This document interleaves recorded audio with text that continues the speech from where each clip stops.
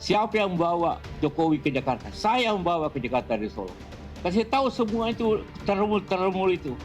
Jokowi jadi presiden karena saya. Kan tanpa gubernur mana bisa jadi presiden? Datang ke rumah mengucapkan terima kasih karena setelah ke Ibu Mega dulu sebagai baru datang.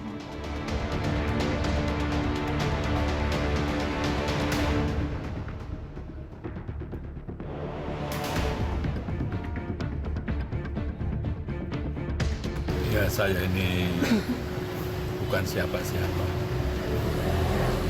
Saya orang kampung.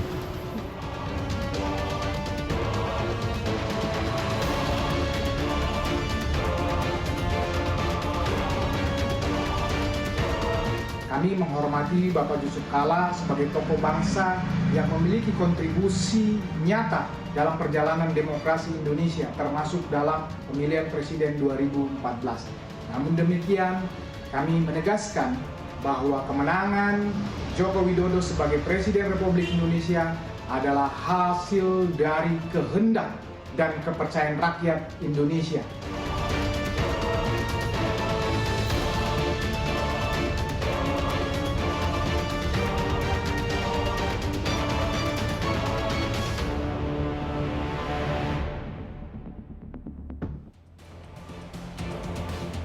Disiarkan langsung dari Studio 2 CNN Indonesia. Inilah Head to Head with Elvira. Selamat malam, dua tokoh yang pernah bersanding di puncak kekuasaan sebagai presiden dan wakil presiden kini kembali menjadi sorotan. Pernyataan wakil presiden ke-10 dan ke-12 Republik Indonesia Yusuf Kalla memicu polemik baru. JK menegaskan perannya dalam perjalanan politik Jokowi dari Pilkada DKI hingga Pilpres 2014. Namun relawan Jokowi menilai kemenangan itu murni kehendak rakyat. Lalu siapa sesungguhnya penentu kemenangan Jokowi? Kita akan bahas malam ini. Langsung saja kami undang juru bicara Yusuf Kalla, Hussein Abdullah. Selamat malam Bang Hussein, silakan bergabung. Apa kabar Bang? Baik. Silakan Bang Hussein. Saya undang politikus PDIP Ferdinand Hutahean. Bang Ferdinand, selamat malam. Selamat malam. Silakan. Kami undang Ketua DPP PSI, Valdo Maldini. Valdo, selamat malam. Silakan. Dan juga Ketua Umum Brigade Rakyat Nusantara, Relly Regan. Selamat malam, Bang Relly. Silakan, Bang Relly. Dan sudah bersama kami di sebelah kanan saya Direktur Lingkar Madani, Ray Rangkuti. Bang Ray, selamat malam. Dan di sebelah kiri saya, Sekjen Projo, Freddy Alex Damanik. Bang Freddy, selamat malam. Dan juga sudah hadir teman-teman mahasiswa jurusan Ilmu Politik Universitas Bakri yang hadir malam hari ini. Terima kasih teman-teman sudah hadir bersama kami. Kita langsung mulai diskusi hari ini. Saya ke Anda dulu, Bang. Melihat konferensi pers Pak JK akhir pekan lalu, tampaknya sangat berapi-api. Jika tidak ingin dikatakan emosi, tapi tampaknya semua disampaikan. Ini bentuk meluruskan, ingin mengklarifikasi, atau sebenarnya apa yang ingin disampaikan Pak JK? Terima kasih. Ya tentu saya langsung aja ya.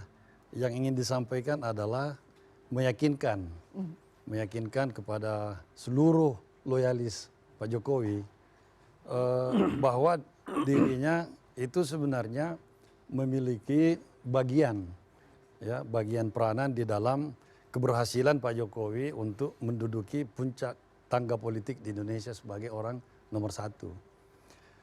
Tentu ada proses ya, dalam setiap kontestasi ada proses. Dan disitulah Pak JK menempatkan dirinya di mana posisinya berada dalam proses itu. Beliau berada pada posisi ketika Pak Jokowi masih di Solo sebagai wali kota, kemudian akan memasuki panggung politik di Jakarta ya sebagai gubernur DKI. Nah disinilah proses di mana Pak JK itu eksis dan real nyata peranannya kepada Pak Jokowi pada waktu itu. Dan ketika itu suatu seminar sebenarnya di Semarang tentang 5 pilar Pancasila kalau tidak salah. Nah Pak JK melihat sosok Pak Jokowi yang tampil memberi presentasi itu meyakinkan, kalem, bersahaja ya, dan punya visi ke depan. di saat yang sama di Jakarta sedang berlangsung proses pemilihan gubernur DKI. Waktu itu Poke sangat kuat sudah sebagai incumbent dan digadang-gadang untuk mengisi jabatan periode berikutnya. Nah, lalu Pak JK menyampaikan kepada Pak Jokowi, Pak Wali Kota, apakah Anda tertarik atau bersedia jadi gubernur DKI? Pak Jokowi dengan rendah hati mengatakan, saya tidak punya uang Pak, tidak punya ini. Ya orang kampung kayak tadi kan. Ya, itu ciri khas Pak Jokowi memang kan kayak seperti itu bersahaja. Kata Pak JK, Anda tidak usah pikirkan itu. Modalnya kan ada sebagai 2 kali wali kota di Solo dan punya visi, ya sebaiknya kira-kira gitulah ke Jakarta. Nanti saya bicara dengan Ibu Mega sebagai Ketua Partai Demokrasi, PDIP pada saat itu. Ya, kira-kira seperti itulah. Lalu memang sesudah itu Pak JK kemudian intens berkomunikasi dengan Ibu Mega untuk kemudian bagaimana mengendorse atau mencalonkan Pak Jokowi sebagai gubernur DKI. Lalu akhirnya Ibu Mega berhasil diyakinkan bahwa figur ini memang pantas buat bersaing di Jakarta, dengan catatan tentu kita semua terlibat mendukung. Jadi waktu itu kata Pak Ibu Mega, Pak Kala yakin Pak Jokowi ini bisa menang. Ya saya tidak bisa pastikan Bu, tapi kalau kita semua bekerja, insya Allah bisa dimenangkan. Lalu memang akhirnya all out Pak JK berkonsentrasi dan mengajak beberapa temannya itu menyiapkan logistiknya, konsultan politiknya, seluruh kebutuhan-kebutuhan itu kemudian disiapkan untuk Pak Jokowi. Nah, inilah yang dimaksud oleh Pak JK. Chapter ini ibaratnya undang-undang atau konstitusi, ada pembukaannya, ada batang tubuh dan ada penutup.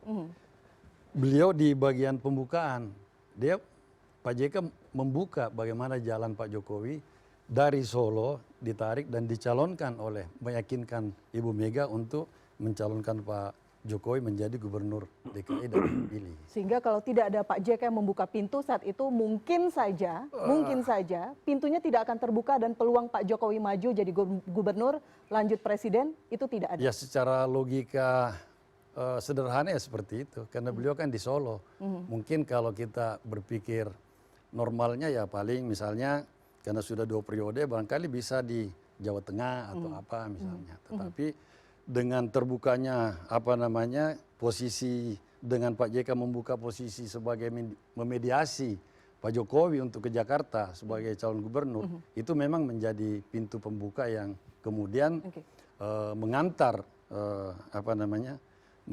Pak Jokowi menjadi RI 1. Dan menariknya ketika terpilih Pak Jokowi memang ke Ibu Mega menyampaikan terima kasih lalu ke Pak JK.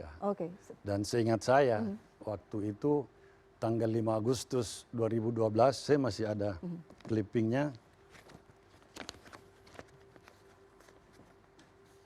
Secara jujur memang Pak Jokowi mengakui bahwa sudah disebutkan ya saat itu ya. Jokowi ini benar. Ini 5 Agustus. Tahun 2012. 2012. Oke. Jokowi benar Pak JK yang pertama kali minta saya ikut Pilgub DKI.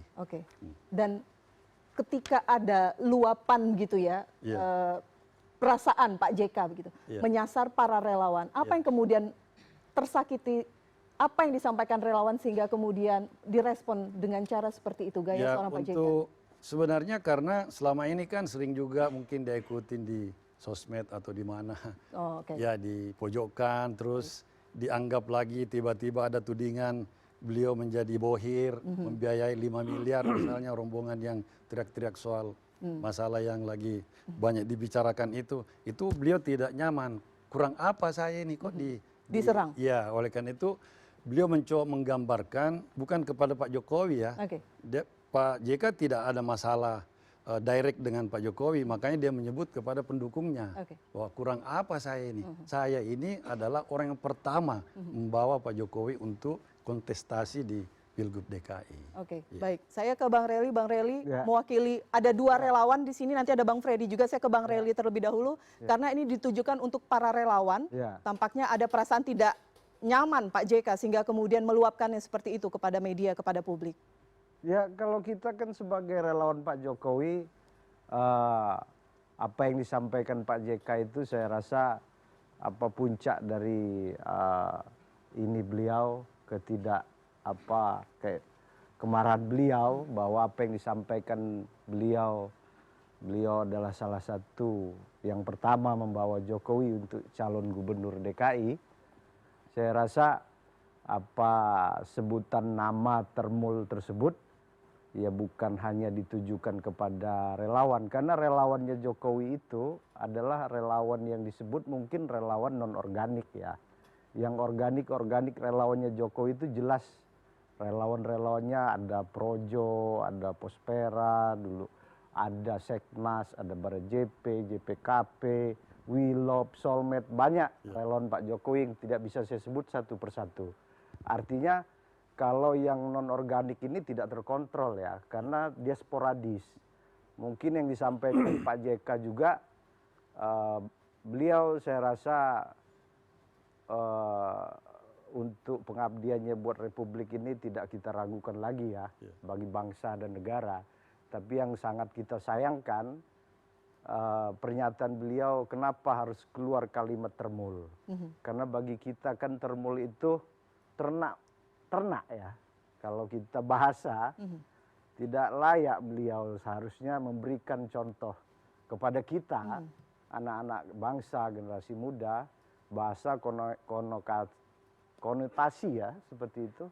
Saya rasa karena beliau sangat marah, emosi, ucapan yang disampaikan termul itu kan dilakukan oleh kelompok Roy dan kawan-kawan akibat ijazah palsu. Bagaimana dulu waktu Pilpres sebelumnya itu ada cebong dan kampret kan.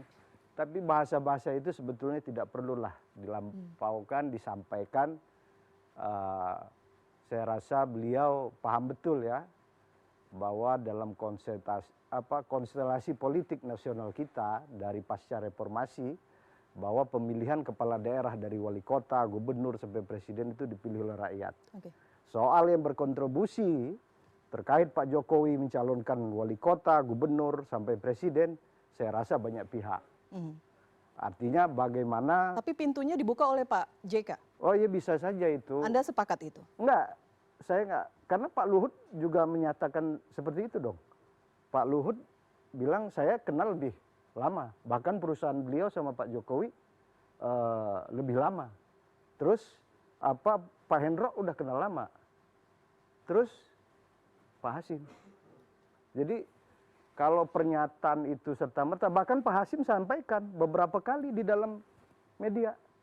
Jadi Anda tidak sepakat apa yang disampaikan tadi Bang? Bukan, artinya terkait Pak Jokowi dari proses calon gubernur sampai calon presiden, banyak mengaitnya semua pihak. Saya tidak bisa mengiyakan itu salah satu pihak mengklaim. Kenapa? Karena Pak Jokowi itu dia maju itu udah ada sosok nama, sudah ada ini di publik, akar rumput, beliau sudah bagaimana eksis menjadi wali kota periode pertama dan kedua, selanjutnya menyalonkan gubernur, 8 bulan beliau sebagai gubernur itulah relawan mendesak. Gitu, itu nggak serta-merta. Jadi klaim tersebut menurut Anda tidak serta-merta benar 100% begitu ya? Karena ada pihak lain. Ya. Saya ke Anda dulu, PDIP. Anda melihat apakah betul klaim ini memang pintu pertama, Bang Ferdinand, Pak Yusuf Kalla yang kemudian membuka pintu itu sehingga langkah politik Pak Jokowi menjadi seorang presiden akhirnya? Ya, saya sudah konfirmasi juga ke sekjen kami, Pak Hasto Kristianto, terkait dengan sejarah bagaimana majunya Pak Jokowi ke kancah politik dari Solo ke Jakarta sampai ke tingkat nasional. Bahwa yang disampaikan oleh Pak JK itu memang betul adanya, Kalaupun teman-teman relawan mungkin malu mengakui jasanya Pak JK, ya nggak apa-apa, hak mereka. Tetapi sejarah telah menuliskan bagaimana Pak JK pada pertama kali itu menawarkan nama Pak Jokowi ke Ibu Mega sebagai calon gubernur. Dan demikian juga pada saat pencapresan 2014. Last minute, menit-menit terakhir Bu Mega itu belum menentukan siapa capres pada saat itu. Tetapi Pak JK adalah sosok yang selalu berbicara, menawarkan nama Pak Jokowi, akhirnya Ibu setuju dengan syarat. Syaratnya apa? Pada saat itu Bu Mega mengutus Hasto Kristianto, sekjen kami, bersama dengan Bapak Andi Wijayanto, menemui Pak JK, meminta Ibu setuju, yang penting Pak JK mendampingi Jokowi, karena JK senior untuk membimbing Jokowi ke depan. Itulah kenapa terjadi akhirnya pada last minute itu. Kalau teman-teman ingat, relawan ini ingat, 2014 hanya 1 hari batas pendaftaran itu Jokowi dipilih PDIP sebagai calon presiden pada saat itu. Jadi klaim Pak JK bahwa beliau adalah bagian yang berjasa, kalaupun mungkin oke kita terima logika teman-teman ini bukan sendirian. Tetapi Pak JK adalah sosok yang sangat menentukan pada saat itu. Mengapa sangat menentukan? Ini juga pelajaran dalam politik. Demokrasi kita memang betul adalah one man one vote, rakyat memilih langsung. Tetapi jangan lupa bahwa rakyat itu hanya memilih siapa yang telah dipilih. Ya, partai politik kalau tidak memilih Jokowi pada waktu itu, maka rakyat mau segudang banyaknya tidak akan bisa memilih kalau partai politik tidak memilih. Ini artinya apa? Peran partai lebih besar daripada peran relawan? Saya tidak mengatakan peran partai lebih besar, tetapi kalau partai tidak memilih, maka rakyat tidak akan bisa memilih. Jadi jangan dibela melakukan pembelaan diri bahwa ini kehendak rakyat, pemilihan langsung rakyat. Tidak. Rakyat itu hanya memilih apa yang telah dipilih lebih dulu oleh partai.